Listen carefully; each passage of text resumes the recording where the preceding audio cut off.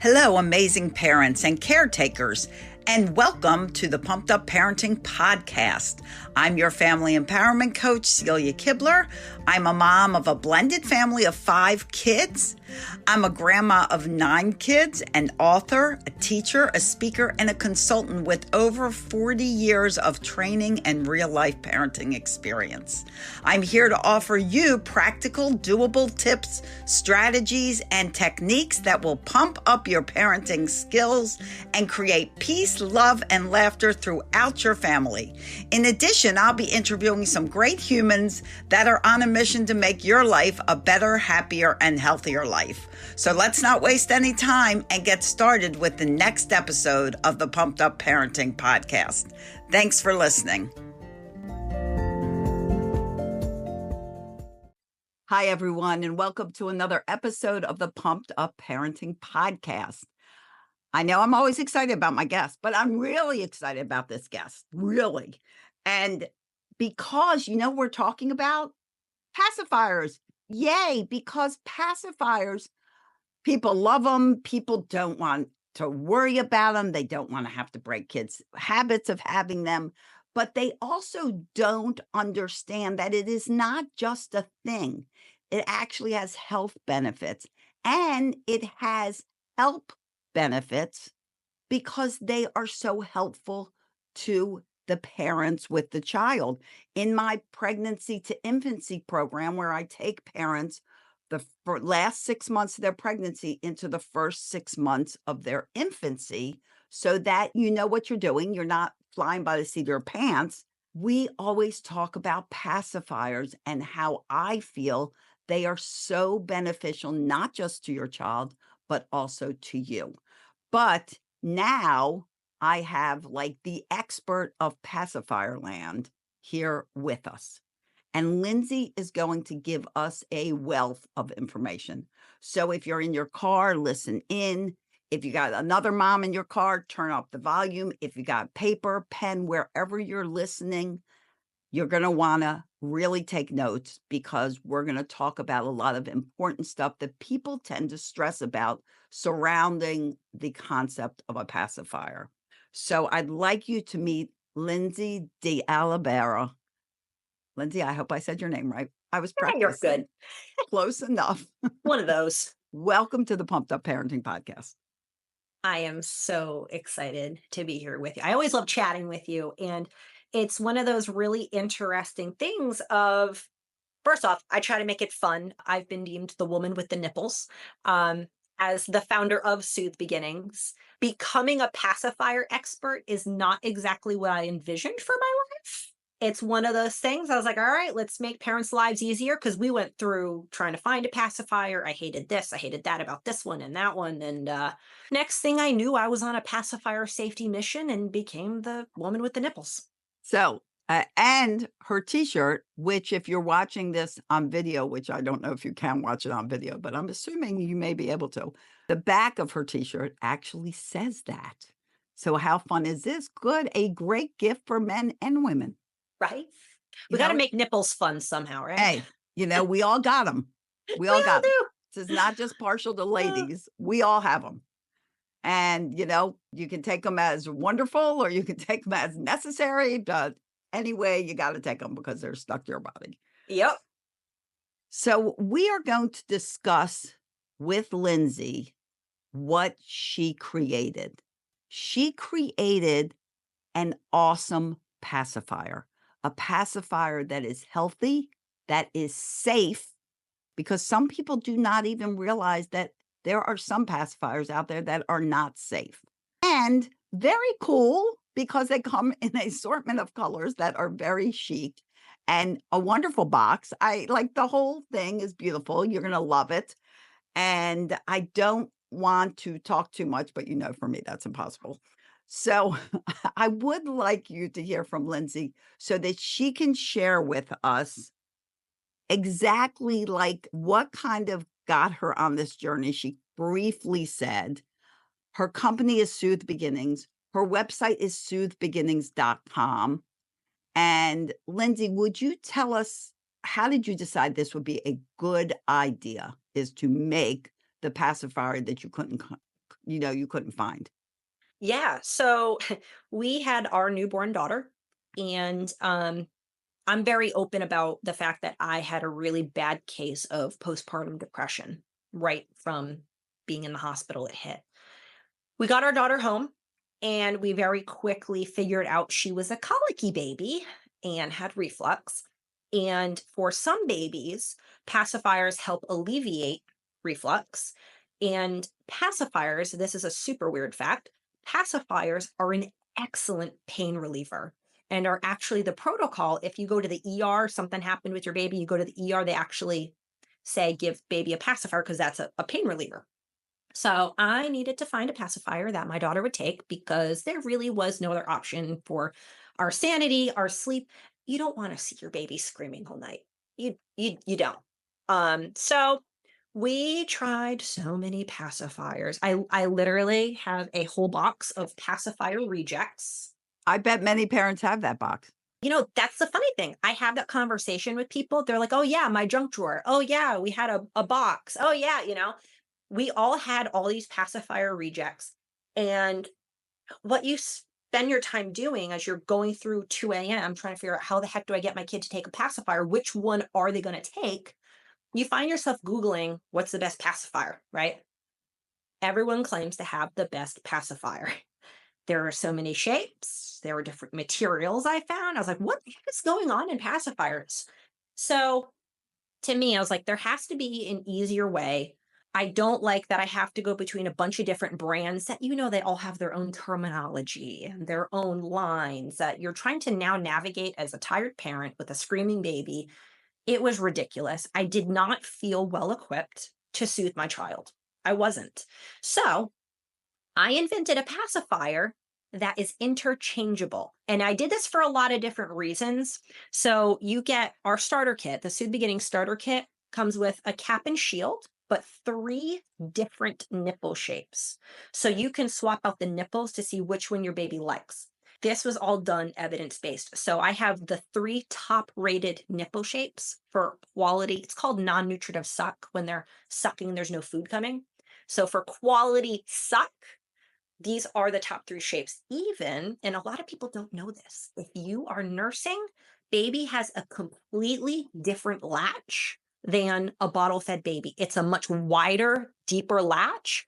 So the pacifier for nursing looks entirely different than 99% of the pacifiers on the market.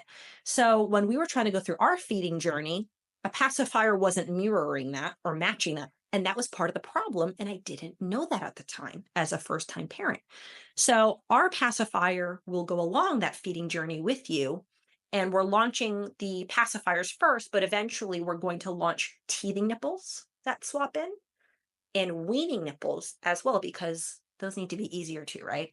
So when I was going through it, I was like, okay, making an interchangeable pacifier, ding, ding, ding, I'm a mom. Is this even safe, right? So the first place I went was to a safety consultant that gave me the whole lowdown on pacifier regulations, what's safe, what's deemed choking hazard, all of that. And what I very quickly realized and was horrified of how inadequate the safety standards are with pacifiers in our country. For example, I don't know if you know this, but pacifiers only need to get tested 1 time per year in the US. They're made all over the world in all these different factories, and they're not doing quality control. Really? Yep. And these are going in babies' mouths. They don't Right. have I mean, immune it's systems pretty built up direct yet. right in there. Yep. So there have been pacifiers that have been found to be toxic after the fact. Um, there's quality issues with them coming apart. They're not, pull test, all of that you do. So I was really, really horrified that the bar was just set so low we worry about the kind of formula they're getting or their breast milk. And these are in their mouths for hours, Yeah. for months, if not years of their lives, more than literally anything else. Why are we not concerned about the quality of pacifier going in your baby's mouth? So with ours, I was like, you know what? I'm a mom first. That's how I'm actually going to run this company. And that's how I'm positioning my company. As a mom, I look at my daughter. What would I want for her? How could she possibly hurt herself on this? What is going to be best for her health, right? We are testing every single batch for toxins, chemicals, pull through tests. We're doing the full gambit of testing every single batch, and we're manufacturing here in the US as well. Very good. The entire product. So that was issue number one. The other thing is that with a lot of pacifiers, the traditional style that my daughter took, I actually have this was one of hers. First off, they were ugly. It's like Right. if you're listening to this, it's like neon yellow and green and just not cute and literally ruined all her outfits. And I would take them out for pictures because I was like, these are not cute. But what I really hated about them was that it's a traditional style of Right. pacifier. So when you think of a pacifier, it's what's called a closed type. The nipple is attached to a piece of plastic. You cannot clean it out.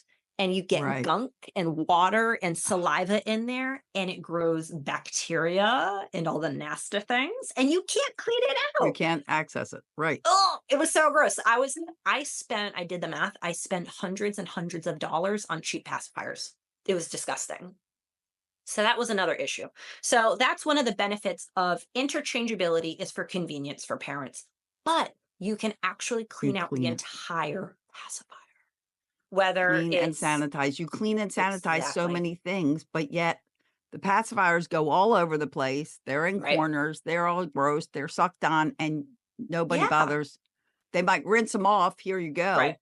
But no one actually can sanitize it because most of the pacifiers you can't sanitize. Exactly.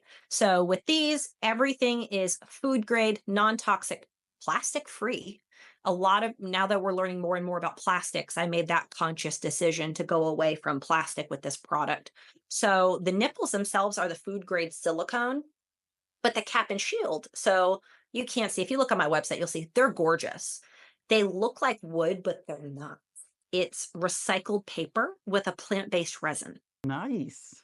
Eco-friendly, totally sustainable, but dishwasher proof. They're non-porous, they don't splinter, but dishwasher, steamer bag, boiling water, they're totally good for that. But you can also get it engraved with like baby's monogram or their name. So that's been that was a fun feature I added in there as well. Now, why did I choose silicone? This is such an interesting topic nobody talks about. And I will say this is it's one of two safety issues in pacifiers that gives me rage. Well, good. Well, let's address safety because people don't even think there is a safety issue. And that's the thing. We need to be critical of the products we're putting in our babies' mouths. And I think pacifiers, just nobody's just even had the awareness of like, hey, this is in their mouth more than anything else. So the most popular pacifiers out there right now have that orangey yellow nipple to them. Those are everywhere right now. They're the natural rubber, right? So eco-friendly, you think it's natural, so it's better for baby's Right. health. These are actually latex. Mm. Yeah, And a natural lot of rubber people have a lot of latex. allergens to latex.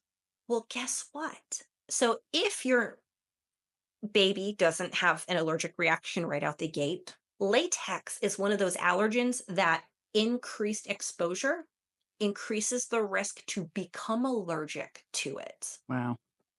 So there's a ton of research and data on it specifically that nurses and doctors, they wear latex gloves all the time. They typically end up becoming allergic to latex because of the frequent exposure to the latex proteins. And it's no different with these baby pacifiers. Crazy. I've had And you think people, there's so many products that are like that, where they're like labeled organic, mhm, natural, yeah, but yet they're not, mhm, nor do they have to meet a standard to say that. mhm. Very And deceptive. yeah, and the latex is used because it's a much cheaper material than silicone. And they've done a whole marketing twist on, oh, hey, this is better for baby and better for the earth. And reality, it's not. Not so. So that's one of the frustrating things with latex. It also breaks down really quickly. Even if you just leave it out in the sun or the UV, it starts breaking down. So they break off frequently. So now we've got a choking hazard because it doesn't hold up as well as silicone, for example.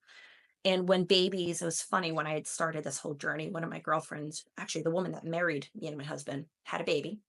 and she reached out. She goes, "Hey, my daughter uses these pacifiers. I take it out of her mouth and the bulb on it is just huge." It's like, yeah, latex doesn't hold up well to heat and it increases in size, which is Expand. obviously, yeah, not great for oral development. So yeah, And, latex there is are not, many babies that have favorite pacifiers. Like, this is the yes. one, or a parent will make it a favorite almost. Oh, they'll only Hmm. take this one. So then that specific one gets Hmm. overused. It's not Hmm. even like a trade-off. Yeah. So with pacifiers, you actually want to swap them out every 4 to 6 weeks. I don't know if you knew that. So for most parents don't know this, by the way. Every 4 to 6 weeks, you want to swap out your child's pacifier. Now, for us, with the nipples themselves are interchangeable and silicone is recyclable. If you did not know that, a lot of people don't, but it All is about recyclable. that. Yeah. So the cap and shield you use through the whole duration, it's the nipples you actually replace with ours. So we've automated that for subscription. So you can just Oh, automatically get good. them sent, I was yeah, gonna every ask month you. because we don't need another thing on our plate. We really don't. So nipple replacement should be convenient. And if you never buy one of my pacifiers, I'm going to tell you whatever pacifier your child takes, put it on subscription on Amazon or wherever you do your subscriptions, do it. Because to have that taken off your plate, you're reducing the choking hazard for your child. You're also reducing the bacteria and the ick Health hazard. factor. Yes, exactly. So it needs to be convenient to keep your child safe for sure. Excellent advice. That's great advice. So tell me more about, because okay, let me start that sentence over. Because many parents, they're like, "No, I don't wanna get started with Yeah. pacifiers because then I'm gonna have to break the habit of pacifiers." Hmm. And I know that you told me that you actually have information on breaking the habit of pacifiers because it is good for your child to be on a pacifier. Hmm. What I tell many parents that are my clients is that children don't want to eat nonstop, but Hmm. they do have a need to suck. Hmm. And just because they're making sucky face doesn't mean they want to eat food.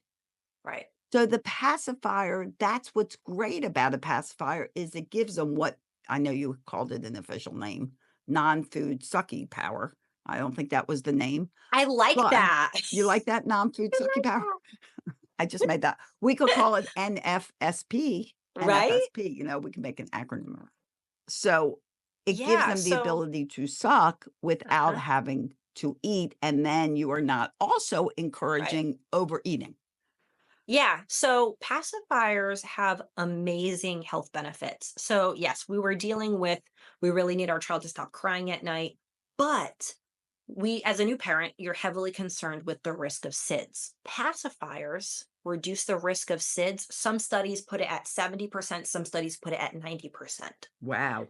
Yeah, it's wild. So there's a couple theories. Is it because it's positioning the tongue to keep the airway open?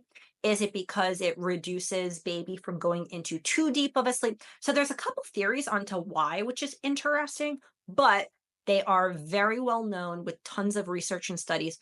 Pacifiers are very much associated with a reduced risk of SIDS. So that alone for me as a new parent, I was like, okay, we need a pacifier. That was a big one. The other thing, and I don't know if you know this, pacifiers help NICU babies, preemie babies, they get out of the hospital faster. Pacifiers, Really? See, I did yes. not know this about Isn't that pacifiers. I so? just thought pacifiers were Yeah. wonderful, but I They had have no idea. superpowers. They do, Superpowers. clearly. So, right? So, pacifiers are part of the preemie protocol typically. That practice of sucking actually it does a few things. It makes their feeding so much more efficient. So, because it's working those muscles and it's working that suck, breathe, swallow reflex. So, they're practicing. So, when there is food introduced, they're able to suck, breathe, swallow, get it down. Now, the other aspect of it is that sucking is very soothing to babies. They start practicing that before they're even born. It is their soothing mechanism and it's a survival mechanism because that's how they eat, that's how they survive, right? So, when they are sucking, it actually puts their nervous system into that rest and digest state. which is better for weight gain. It's better for their oxygen levels, the blood pressure, all of Their those sleep. other, yes, all of those things. So there are really great benefits to pacifiers that are just insane. So you've got pain reduction, NICU babies going home faster. The SIDS reduction to me was just enormous. But, thinking about it too, babies' brains develop so quickly in such a short window of time. And having a way to keep their cortisol levels down, because we've been able to see that a stressed out baby or child, even in utero, affects their development. Absolutely. And, So, I always yeah.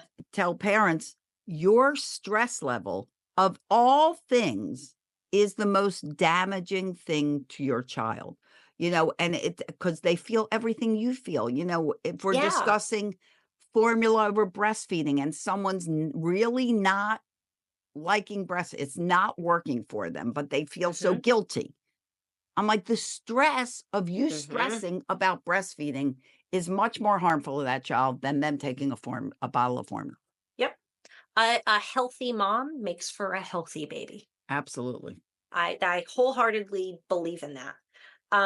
Yeah, so there's a lot of health benefits there. However, I understand and I respect it is such a personal decision. Sometimes it's even a cultural thing to not Mhm. use pacifiers. So, actually, did you know this? There is a tribe in the Congo that the dads are labeled the best dads in the world. They are human pacifiers to their babies. Really? They nurse, like, not, How about that? yeah, they use dad's nipples for non-nutritive suck. Wow. Isn't that funny? That is funny. But yeah, there's so many benefits to it, right? So obviously, you talk about pacifiers, and the big concern is how the heck am I going to get my kid off of one? Right, And what about their teeth? right. Let's Those are approach the this 2 with big concerns. exactly. Let's approach this from an evidence based scenario. And I will also tell you how I did what I did. But yes, I help people get off of my product. So, because that's the whole thing. At the end of the day, baby's health is what's important, as well as parent stress. So, as far as weaning your child off the pacifier, sometimes babies don't take to pacifiers. That's cool. They decided, you know what, there's no food here. I'm not interested. That happens. There are some babies that at 6 months old, they ditch the darn thing. And that's Right. cool too. They're done. They're done. They're over it. And then you see the 4-year-olds that are like, this is their lifeline. So it's such a weird variety box of like, you don't know what you're going to get. And my daughter, once we found one she liked, she was a pacifier junkie. We tried doing, and this is what inspired me to actually write the step-by-step guide on how to wean off the pacifier. And I worked with sleep experts on this as well. Which is available to your parents, and she'll Yes, tell you how to get it. absolutely.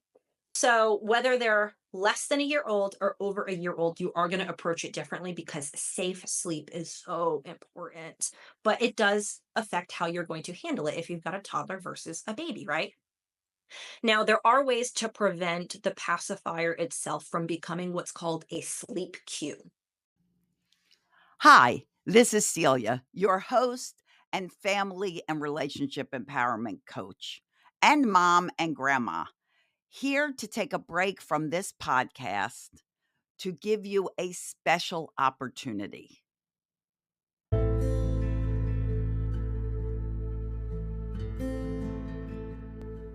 As parents, we all have those moments.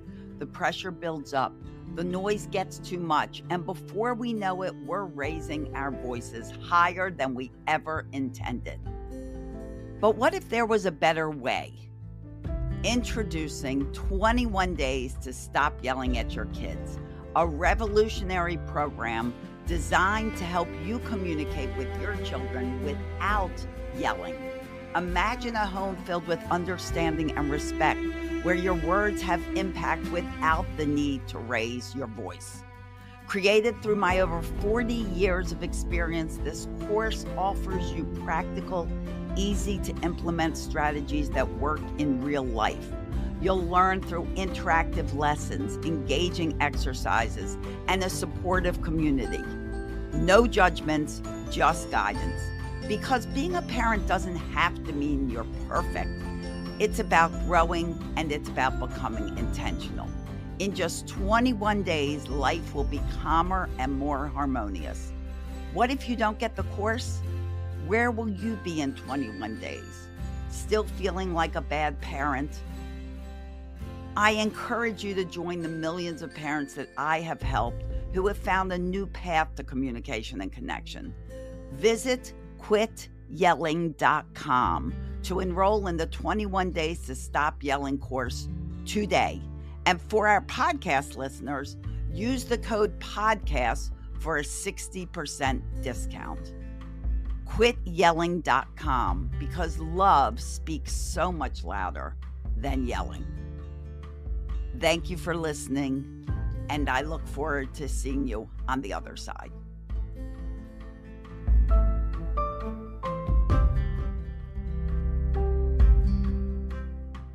That is, a bedtime, like a half hour before bedtime, you're reading books. And we talked about this in our last episode. We sing Baby Beluga as one of our sleep cues.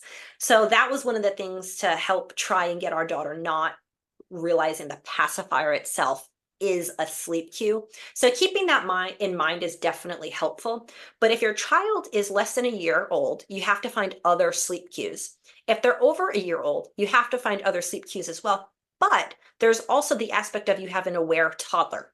Now, when my daughter was 13 months old, she became very hyper aware of her pacifier, but she was also very distractible.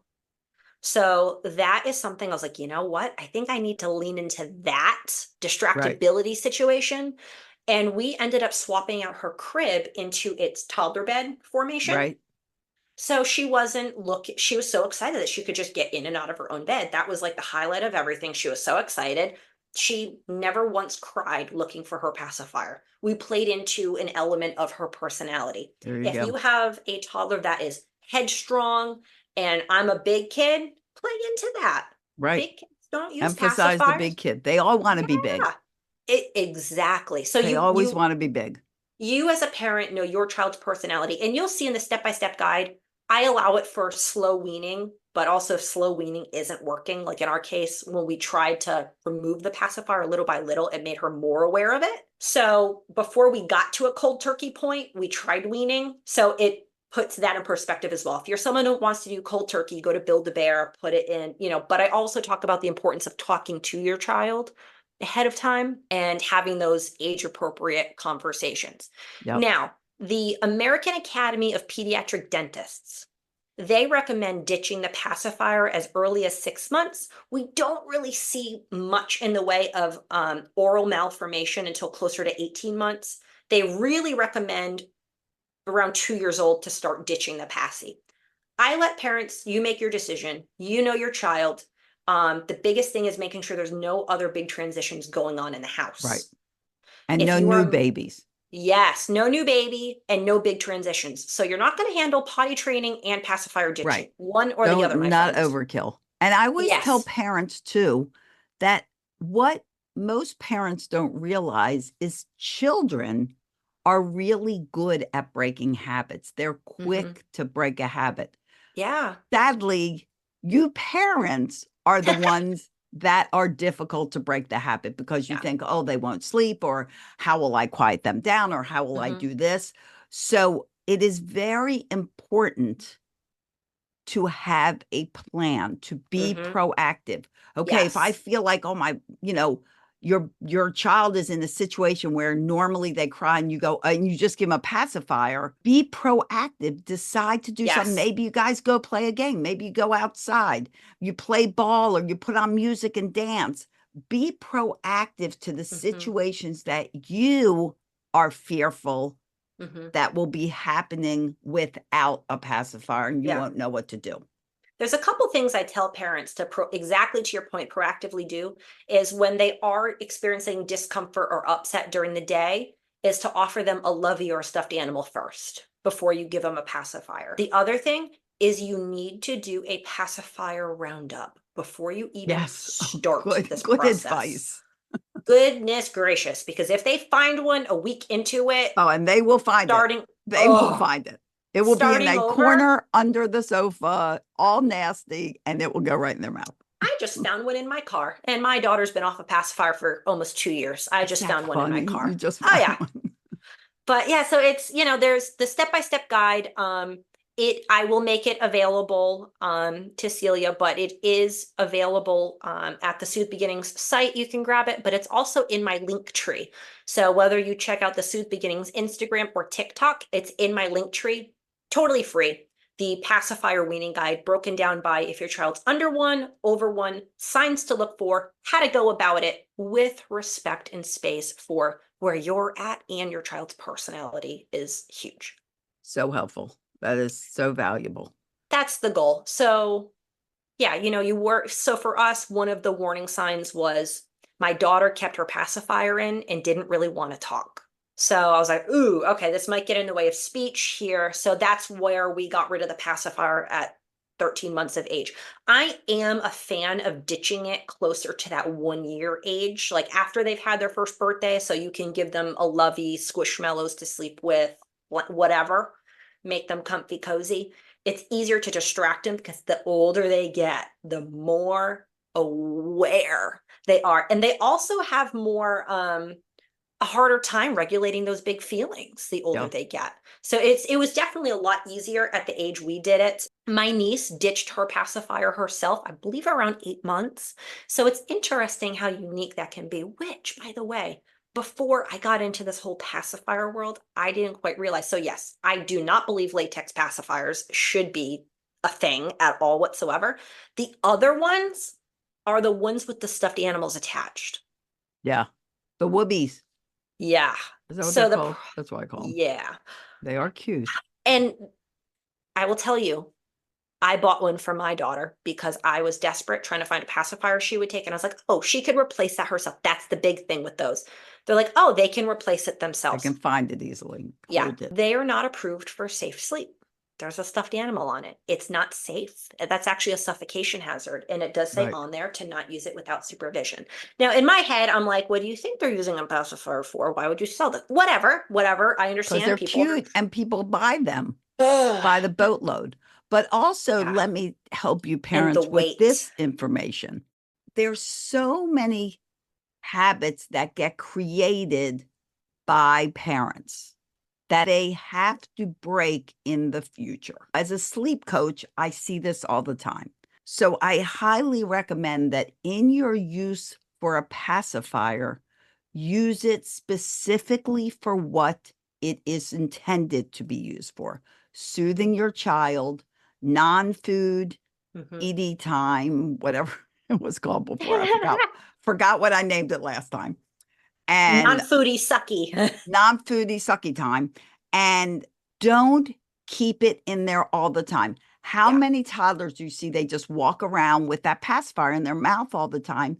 They don't need it. You will reduce their amount of conversation, communication, because they're plugged up. Yeah. So if they need it, if they get up from their nap, have them throw that pacifier in their crib and leave it there and walk away. Do not make it an 24-hour in your mouth thing. It will be easier to break if it is not there all the time. And there is no reason for it to be there all the time. You should be playing games. Your child should be playing games by themselves. They should be entertained. Even infants should be looking at things that move and play gyms that they lay and they look at and they reach up and they try to get, and balls and all kinds of other things that help them relax and enjoy life. So don't plug them all the time. That's like a big piece of advice for you guys. Yeah, that was, you know what? That was one of the mistakes we made. I didn't know all of this. I wasn't in the world yet of being a pacifier expert, breastfeeding consultant, working with the sleep consult. Like I wasn't in this world yet. So I didn't know any of this, and I bought pacifiers that are essentially not safe for my child, not knowing any better. You didn't know. Ton of pacifiers that are actually not great for oral development, especially with the weight of the stuffed animal. These are horrible for oral development. Horrible. All these things I did not know. And I wish I had tried soothing with a stuffed animal first. And I have so much respect. Parents don't want to traumatize their kids. We're going to. It's going to happen no matter how we parent, whatever we do. It's going to happen. Our kids are going to cry. It's hard to watch. But that's not traumatic. It's not trauma Yeah. for your kids to cry. Your kids Yeah. have to learn disappointment. They cannot be happy all of the time. In fact, if you try to make your child happy all the time, that That's is causing unhealthy. them trauma. Yeah, That because they is a have to disservice. learn to go through the emotions and Right. cope with it and go Exactly. ride the Because wave, as they not become an distracting adult, it. things are going to disappoint them and things won't go their way. And if you're trying to avoid that when they're growing up, they're going to become very unhappy adults. Hmm. And I that's love my that. plug for that. I love that. So Because we're let's going get, through it right now with yes, my toddler is almost 3. We've got the big feelings. And my dad helps me out with my daughter so I can work on the pacifiers. right, And, we had the conversation, very different generations of, hey, we don't say it's okay or you're fine, stop it. Like she needs right, to go through the roller coaster of the full wave of it because she needs to know it actually is okay. She needs to feel the full feeling and learn coping mechanisms, right, which is so silly. We just watched, there's a new YouTube show that's out, and one of them, it's very low stimulation on purpose. And it's Torby. We watched her episode on big feelings. And this was a day my daughter was having really big feelings. And I know we talked in our last episode, we throw the squishmallows, we punch a squishmallow, we show her what she can release on, right? And, if she's had big emotions, when she kind of calms down and that frontal lobe clicks back in, like, do you want a hug? We're there for her. She right. knows we're there for her when she's having those feelings. So the show was going through the crunch of the fist and made the breathing exercise pretend you're blowing bubbles. I was like, oh, that's a cute, like toddlerish way. Yeah. It was funny. So yesterday I saw my daughter doing crunch, crunch, crunch. And I was like, are you frustrated? Yeah. Okay. All right. Yeah. There are so many great creative techniques that you can help your child Yeah. deal with disappointment or they're mad, angry, whatever they're feeling at the time that are age appropriate, toddler Mhm. appropriate. You can squeeze your fist and throw away the anger, Yeah. Yeah. throw the mad away. Because what's squeezing your fist and throwing the anger away, the mad away, whatever you want to call it, what's great about that is it simulates the actual feeling in your body because when you're mad, you tense. And when you release it, Okay. you relax. And your body actually does that with the fist and the release. I So love it's a that. good way of, I love that. and smell the flower, blow out the candles. Also Mhm. good way to help them learn breathing because breathing is like, okay, honey, breathe with me. Well, Right. Yeah, it's like, yeah, what toddlers that's what like, I they're do. gonna look I at you and always be like, breathe. yeah, no. Right. How do I do that? Is that what I'm doing? If they even know what that means. One So of and it's anyway, it's this is interesting too, like the go ahead. cognitive element of it is I want eventually when we do the teething nipples and the weaning nipples, it's still their comfort item, but it's easier to get them off the pacifier, or if they still have that comfort item, but it's not being used as a pacifier where it can be detrimental Right. either. And it's good to have comfort. It's good. It's like with It tantrums. is. I always tell parents, I advise them hugging them, comforting them to relax them from a Mhm. tantrum is not what's going to keep the tantrums continuing. What's going to keep the tantrums continue is giving into the tantrum. They Mhm. want a candy bar. You said no. And then you're like, oh my gosh, okay, here, just take the candy bar. Mhm. That's what keeps tantrums going on and Yeah. going on for longer and longer. But if you just nurture and hug and Mhm. settle them down if it's gone on too long, but Right. don't give them what the tantrum was about, Right. love will never spoil a child. Yep. I totally agree.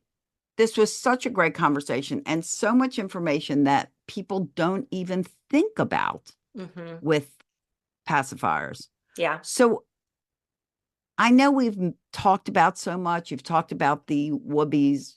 pacifier combos. What is like one more thing you could help parents with that a tidbit, a strategy, something they need to know that they may Mhm. not know? What is one more thing you can add to the conversation? I do have resources on how to introduce a pacifier because there's a little bit of technique to that as well. So I do have that also in my link tree, and I'll make sure that's available for you. One of the biggest tools that I personally use as a parent is go to saferproducts.gov. That is the CPSC website where if there is a safety incident on a product, you can report it. But that's where you can look up and see any products that have had reported incidents as well. Going through this, I've been seeing a ton of incidents with the open pacifiers. Babies are getting their fingers stuck overnight and they're swelling in there, and it's caused medical emergencies. So it's like there are these little elements that you can either go there and report, but also check and see with products what safety incidents have occurred with whatever it is you're purchasing. Great idea. So a friend recommended something and you're like, well, I just heard this podcast and I don't know if everything's so great to buy. Mm-hmm. Go to saferproducts.gov and check Great it out. website. Absolutely awesome Great website. Oh, and Lindsay's website is soothebeginnings.com. Soothebeginnings.com. And right now, that is where you go to purchase your pacifier. Is that correct? Yes, ma'am. So that's important too. And soon it will be available in other locations. But right now, go to soothebeginnings.com. Get the pacifier that's safe, that's healthy, and that you can also comfortably begin and end. And it comes in cool colors and nice, like monogram, personalize your own kid's pacifier. Very handy. If two friends have the same pacifier and one is personalized and one is not, you will always know it's your child's pacifier. And daycare too. That's a big thing. Yes, absolutely. Well, Lindsay, you're like a wealth of information, and I'm so happy to have you on because this is just a topic that is not addressed. People, like, they either won't get a pacifier because they're against them, or they'll go by, you say, 5, 6 kinds and figure out one that doesn't work, or they'll just try one and they'll be like, this doesn't work, and they'll lose their mind because the kids are crying. Take our advice, check out her pacifier. It's the way to go. It has different nipples on it, so it's not just one fits all. And you will find the right fit for your baby, and you will be so happy you did because your baby will be happier. And happier babies make happier mommies and daddies. Sure do. Check it out. And if you're in the craziness of going to have a baby soon, reach out to me. You can become a part of my pregnancy to infancy program and not be playing the guessing game on what will I expect, because that's the hardest thing about having a new baby. Oh, is yeah. You don't know what to expect. Oh, yeah. So I help you with that. Information, all these links and all will be in the show notes. And if you found this valuable, please give it to someone else, because almost everybody uses a pacifier. And there's information in here that almost everybody doesn't know. More than 80%. Lindsay, yes, I agree. Thank you for being here so much. Thank you. Thank you for allowing me a place to talk to parents on this topic, because it's my passion, and I just want to help out the parents and the babies. It's got to be easier. It can be easier and safer at the same time. Right. And it's a tough time. It's a tough time for everybody. So don't feel like, if you're like, oh my gosh, what have I done here? I guarantee you every parent, certainly every mother, at some point of time has thought, oh my gosh, what have I done here? Yes. I've got at least once a day for me. 24/7. I know, I did it with my first baby. I was like, holy cow, what was I thinking? And I adore kids. They're my people. So help yourself, help your baby. Check out soothebeginnings.com. Thank you so much, Lindsay. Thank you, listeners, for taking time out of your busy schedules to be here with us. I know your time is valuable, and we're both very grateful for it. Again, if you found this helpful, please share it out. Leave us a comment. If you tried Lindsay's pacifiers, leave comments and let us know how you liked them. Share that information with your friends. And as always, I wish you days filled with peace, love, tons of laughter. Really is the best medicine. And we'll see you here next time on the next episode of the Pumped Up Parenting Podcast. Bye, everybody.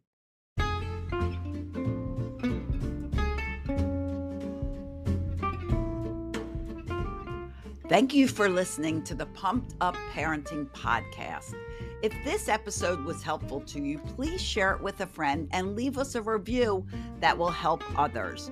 Wonder why kids don't come with a manual? Well, wonder no more, because I wrote you one, and it's just won a wonderful Mom's Choice Award.